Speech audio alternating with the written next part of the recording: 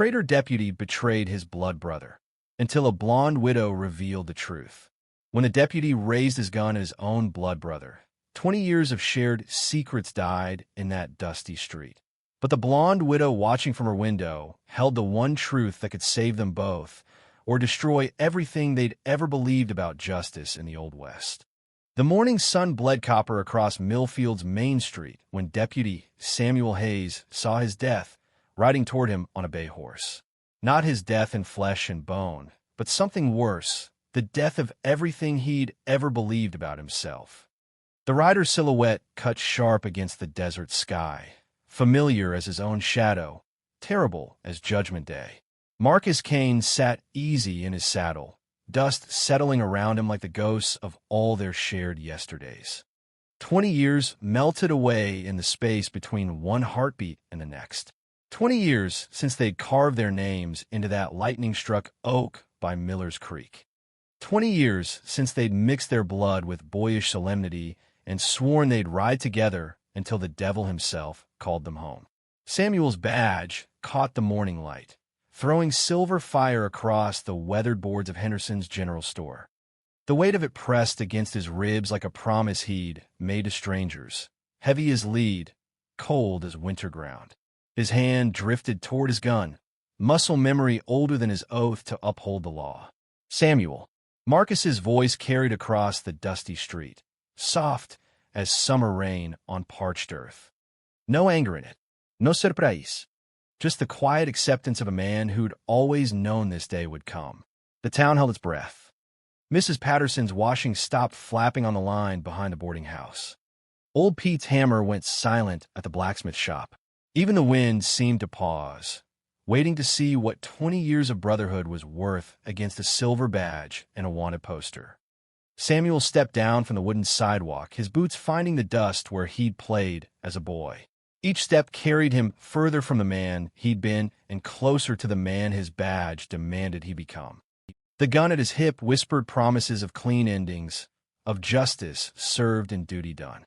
But justice was a word that tasted like ash when it came to Marcus. "You shouldn't have come here," Samuel said, his voice rougher than he'd intended. The words scraped his throat raw, each one a small betrayal.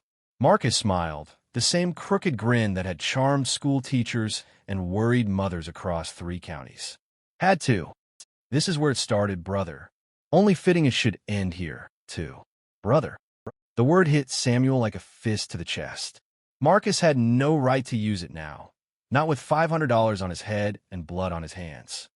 Not when Samuel wore the star that made them enemies instead of kin. "You're under arrest." The words came out hollow, official, empty as a church on Monday morning. "I know." Marcus raised his hands slow and easy, like he was reaching for something fragile. "Always figured it would be you who brought me in. Wouldn't trust anybody else to do it right." The trust in those words nearly broke Samuel's resolve. This was Marcus who'd pulled him from the Miller's Creek when the current tried to drag him under. Marcus who'd split his last piece of hardtack when they'd gotten lost in the Badlands for 3 days. Marcus who'd stood over Samuel's father's grave and sworn he'd never let anything happen to his blood brother. Samuel's hand found his gun, drew it with the smooth motion of long practice. The barrel caught the sun, throwing light across Marcus's face like a benediction. "Or a curse." "Step down slow," Samuel said. "Keep your hands where I can see them." Marcus dismounted with the fluid grace of a man born to the saddle. His boots hit the dust with soft thuds that seemed to echo in Samuel's chest. 20 paces separated them now. 20 paces and 20 years of shared secrets, shared dreams, shared blood. The wanted poster crinkled in Samuel's shirt pocket. The words burned into his memory. Marcus Caine, armed and dangerous. Wanted for the murder of James Whitmore and the theft of cattle belonging to the Lazy J Ranch. Reward, $500, dead or alive. Dead or alive. The words tasted like copper pennies on Samuel's tongue. "You got anything to say for yourself?" Samuel asked, though he wasn't sure he wanted to hear the answer. Marcus looked at him for a long moment, eyes the color of storm clouds before the rain. "Nothing you believe, brother. Nothing that would change what you got to do." The silence stretched between them like a bridge nobody wanted to cross. Somewhere in the distance, a church bell tolled the hour, counting down the seconds until everything Samuel had built his life on crumbled into dust. He pulled out the iron shackles, their weight familiar in his hands. Each link was a choice, each choice a small death. By the time he snapped them around Marcus's wrists, Samuel wondered which one of them was really the prisoner. The metal clicked shut with the finality of a coffin lid, and Samuel realized that some betrayals cut so deep they bleed forever. He sat in that jail cell staring at his blood brother through iron bars, and realized the badge on his chest had turned him into everything they'd once sworn to fight against. The jail cell smelled of old sweat and older regrets. Samuel sat in the wooden chair outside the iron bars, watching Marcus stretch out on the narrow cot like he was settling in for a Sunday afternoon nap. The easy way his blood brother accepted captivity made Samuel's gut twist tighter than a hangman's knot. 3 hours had passed since the shackles clicked shut. 3 hours of suffocating silence that pressed down on Samuel's shoulders like the weight of his father's gravestone.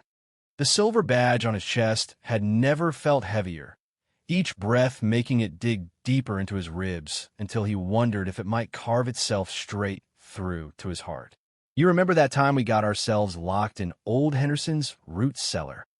Marcus asked, his voice cutting through the quiet like a blade through silk. Samuel did remember. They'd been 8 years old, maybe 9, chasing Henderson's tomcat through the storm doors.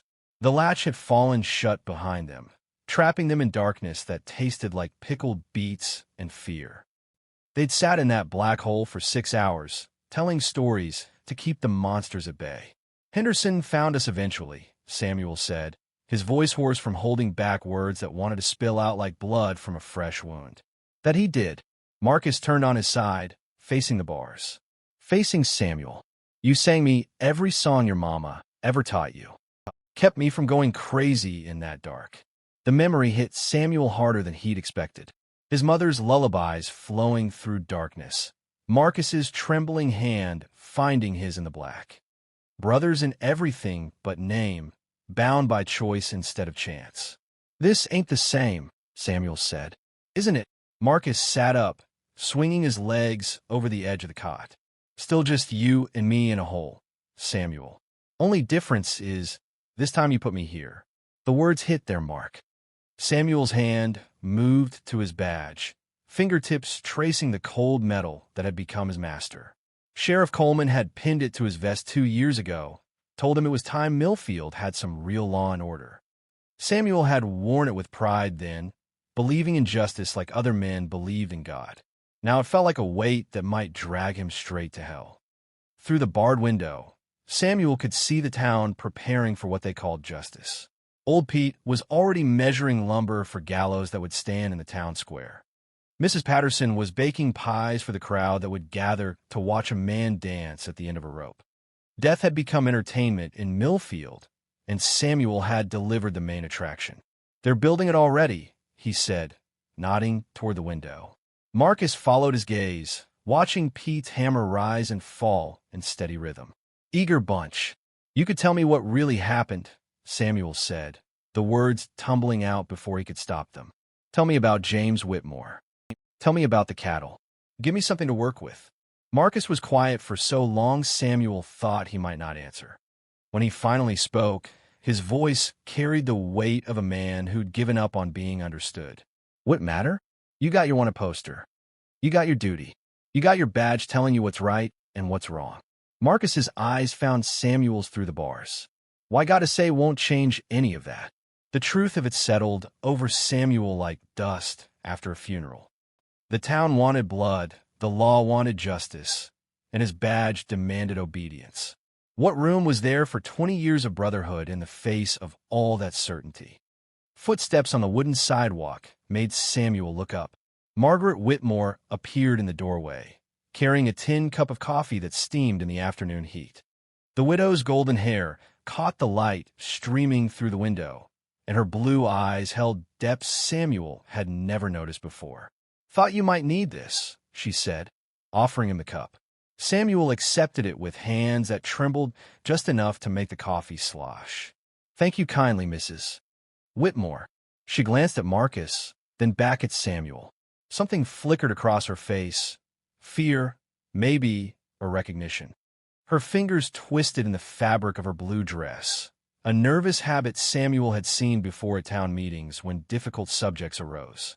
"He looks different than I expected," she said quietly. Samuel studied Marcus through the bars, trying to see him as a stranger might. The same storm-colored eyes, the same stubborn set to his jaw, the same hands that had pulled Samuel from Miller's Creek and carved their names in lightning-struck oak. Different how? Margaret's gaze lingered on Marcus for another heartbeat before she turned away. Nothing. Just different. She left without another word, her footsteps fading into the afternoon bustle of a town preparing for execution. Samuel watched her go, something nagging at the back of his mind like a splinter he couldn't quite reach. "She knows something," Marcus said. Samuel turned back to find his blood brother watching the empty doorway with an expression Samuel couldn't read. "Knows what?" "Something about her husband's death. Something about why I'm sitting in this cell instead of the man who really killed James Whitmore." The words hit Samuel like cold water, washing over him with the force of unwanted possibility. "Marcus, I didn't kill him, Samuel." Marcus's voice was quiet, steady as bedrock. "I never killed anybody. But somebody wants folks to think I did, and they're willing to let me hang for it." Samuel stared at his blood brother, searching those familiar eyes for signs of deception. Finding none. Finding only the same honesty that had shared secrets and split hardtack and sworn oaths under starlit skies. The badge on his chest seemed to pulse with each heartbeat, a silver reminder of the choice he'd already made. The choice the town expected him to keep making all the way to the gallows. But as Samuel sat in that stifling jail, watching shadows lengthen toward evening, he began to wonder if justice and duty were the same thing, or if he'd confused his badge for his conscience one too many times. The widow's trembling hands held letters that would prove his blood brother's innocence. But the truth she whispered in that lamplight would destroy everything Samuel thought he knew about justice. The knock came at Samuel's door like the soft tap of death, asking permission to enter. He'd been sitting in his kitchen, staring at a plate of beans gone cold, when Margaret Whitmore's voice drifted through the pine boards like smoke through winter air. "Deputy Hayes? I need to speak with you. About your prisoner." Samuel opened the door to find her standing in the amber glow of his porch lantern, her golden hair loose around her shoulders and her blue eyes wide with the kind of fear that comes from carrying secrets too heavy for one person to bear. She clutched a leather satchel against her chest like it held her very soul. "Mrs. Whitmore, it's past 9 o'clock. I know the hour." Her voice trembled like leaves before a storm. "But if I don't speak now, an innocent man will hang at sunrise, and I'll carry his blood on my hands for whatever time the Lord sees fit to leave me on this earth." Samuel stepped aside, letting her enter his small home. The kitchen felt smaller with her presence filling it, her nervous energy making the very air seem to hum with tension. She set the satchel on his rough wooden table with the careful reverence of a preacher placing a Bible on the altar. "Coffee?" Samuel asked, though his hands shook as he reached for the pot. "No." Margaret pulled out a chair and sat down heavy, like a woman who'd been carrying the weight of the world on her shoulders. "Why, I have to tell you, it will be harder to swallow than any brew you could make." Samuel sat across from her, the lantern casting dancing shadows on the wall between them. The light turned her hair to spun gold and carved hollows beneath her eyes that spoke of sleepless nights and endless worry. "My husband didn't die the way folks think," she began, her fingers working at the leather ties of the satchel. "The story about Apache raiders, it's a lie I've been living with for 3 years, and it's eating me alive from the inside out." Samuel's chest tightened. "Mrs. Whitmore, let me finish." Her voice cut through his words like a blade through silk. "James wasn't killed by Indians. He was murdered by a white man who wanted him quiet. Permanentier." She opened the satchel with trembling hands, revealing a collection of papers that seemed to glow in the lamplight. Letters, certificates, documents that rustled like autumn leaves as she spread them across Samuel's table. James found out about the cattle thefts from the Lazy J. Margaret continued, her voice growing stronger with each word. But it wasn't your Marcus doing the stealing. It was Thomas Morrison, the bank president. Morrison was using his position to forge bills of sale, steal cattle, and sell them in Tucson before anyone knew they were missing. Samuel stared at the papers, his mind struggling to process what she was telling him. Thomas Morrison, who sat in the front pew at church every Sunday. Thomas Morrison, who'd helped fund the new schoolhouse and donated money for the Christmas social. James gathered evidence, Margaret said, pulling out a leather-bound ledger. Names, dates, cattle counts that didn't match. Morrison's signature on documents that were backdated. Everything needed to prove what was really happening. Samuel's hands shook as he opened the ledger, seeing his neighbor James Whitmore's careful handwriting documenting months of careful investigation. Numbers that told the story of systematic theft, signatures that would convict Morrison of rustling on a massive scale. James was going to take it to Sheriff Coleman, Margaret whispered. But Morrison found out. Came to our ranch that night 3 years ago, demanding the evidence. When James refused, she closed her eyes, the memory painting pain across her features. Morrison shot him, left his body where the Apache trails crossed our property line, knowing everyone would assume it was a raid. Samuel's world tilted sideways. Everything he believed about James Whitmore's death, everything the town had accepted as truth, crumbled like a house built on sand. But Morrison needed a scapegoat. Margaret's voice turned bitter as winter wind. Marcus was perfect, a drifter with no ties to town, no family to ask questions. Morrison spread rumors, planted evidence, made it look like Marcus was the rustler. When the time was right, he'd make sure Marcus was caught and hanged for James's murder.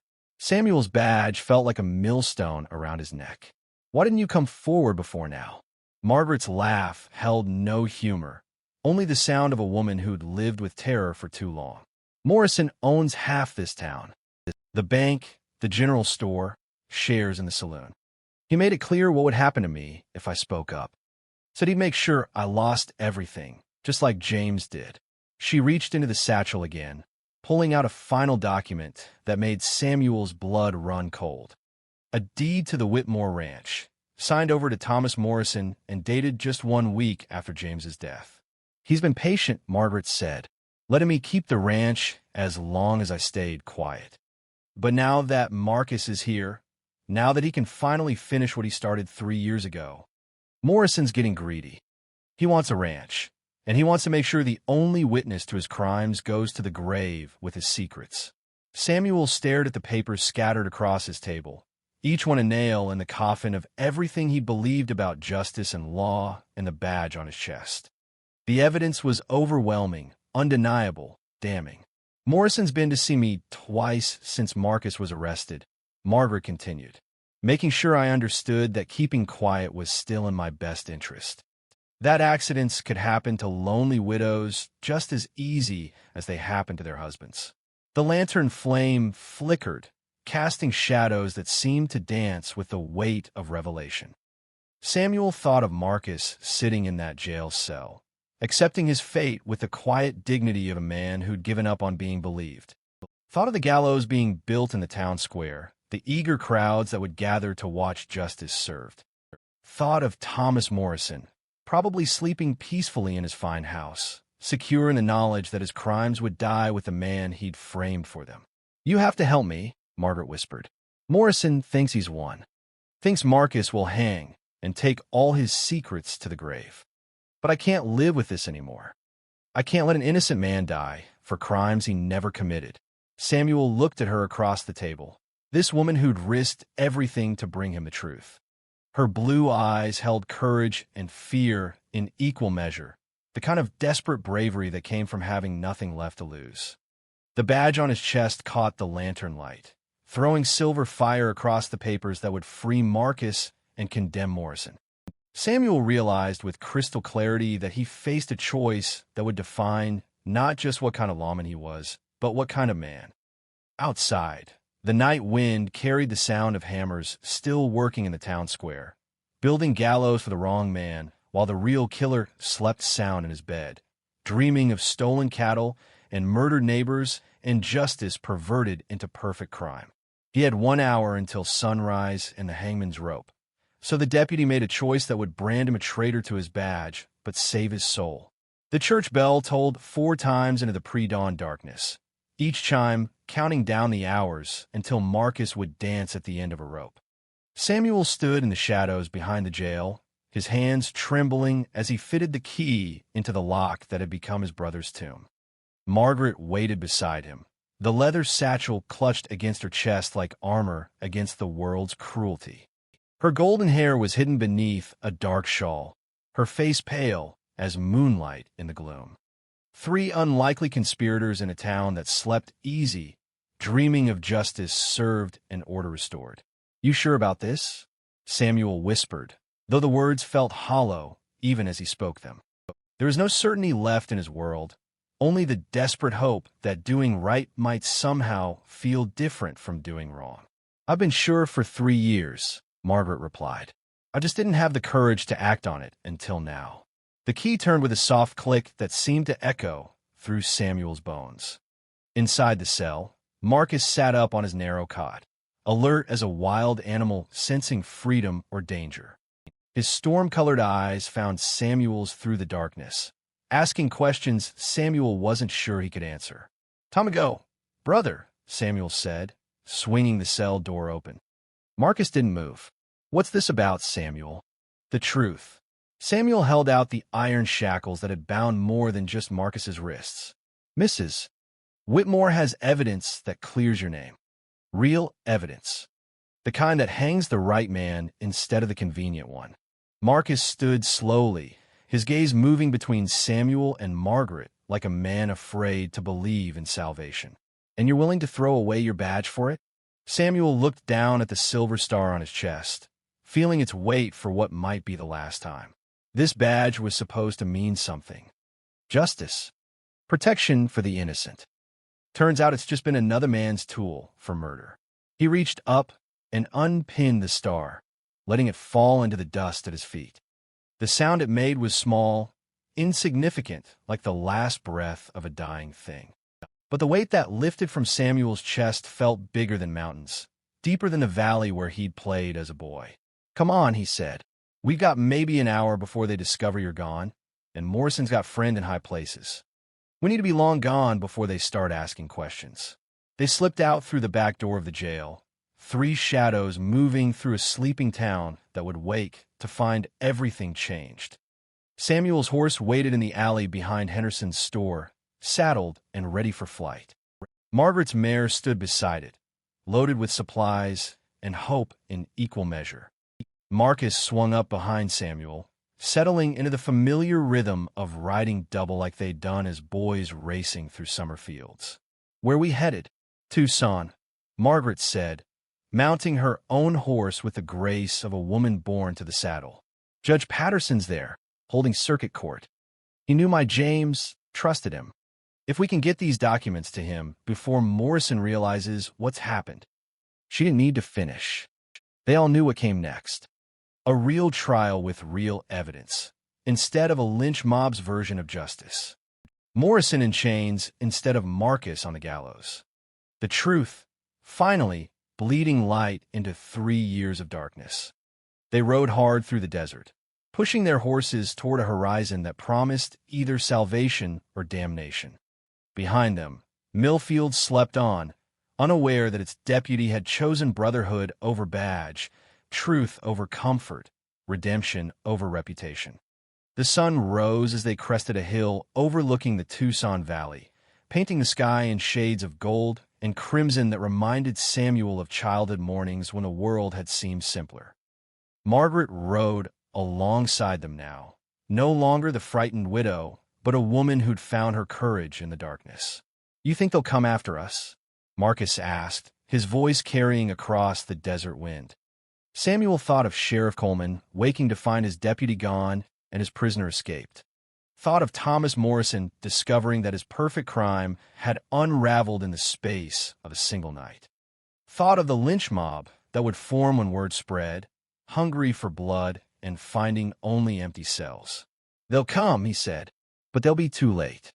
Margaret's evidence will speak louder than Morrison's lies, and Judge Patterson knows justice from vengeance." They rode into Tucson as the morning sun climbed higher. Three people who'd gambled everything on the hope that truth was stronger than power, that courage could triumph over corruption. Samuel no longer wore a badge, but he carried something better, the knowledge that he'd chosen right when it mattered most. At the courthouse, Margaret spread her husband's evidence across Judge Patterson's desk like a testament to perseverance. The old judge read through the documents with growing anger, his weathered face darkening as the scope of Morrison's crimes became clear. "This is enough to hang Morrison twice over," Patterson said finally. "Mrs. Whitmore, your husband was a brave man to gather this evidence. And you," he looked at Samuel with eyes that had seen too much injustice in their time, "you gave up everything to see this through." Samuel thought of the badge lying in the dust behind the Millfield jail, of the life he'd left behind in service of something larger than law and order. "Some things are worth more than a job, Your Honor." Judge Patterson nodded slowly. "Indeed they are, son. Indeed they are." As the sun climbed toward noon, Samuel stood on the courthouse steps with Marcus and Margaret, watching riders approach from the north. Sheriff Coleman and a posse of angry men, arriving too late to stop justice but determined to try. Samuel felt no fear, only a strange peace that came from knowing he'd kept faith with the boy who'd carve his name beside Marcus's in lightning-struck oak. The badge was gone, but the Brotherhood remained, stronger for having survived betrayal and been reborn in truth. The riders reined up in front of the courthouse, dust settling around them like the end of a long story. Coleman's face was dark with rage and frustration, but Judge Patterson's presence on the courthouse steps gave him pause. "Come to arrest a fugitive, Sheriff," Patterson said before Coleman could speak. "But it seems you brought the wrong man. The warrant's been issued for Thomas Morrison, and it's signed by territorial authority." Samuel watched understanding dawn in Coleman's eyes, followed quickly by the bitter taste of being played for a fool. The posse muttered among themselves, their bloodlust cooling as the truth sank in. As the desert wind carried the dust of justice served across the valley, Samuel realized that some betrayals were necessary. Betraying a badge to save a brother, betraying comfort to serve conscience, betraying the easy path to walk the righteous one. The Silver Star lay forgotten in Millfield's dust, but the bond forged in boyhood and tempered in truth would shine brighter than any badge ever could.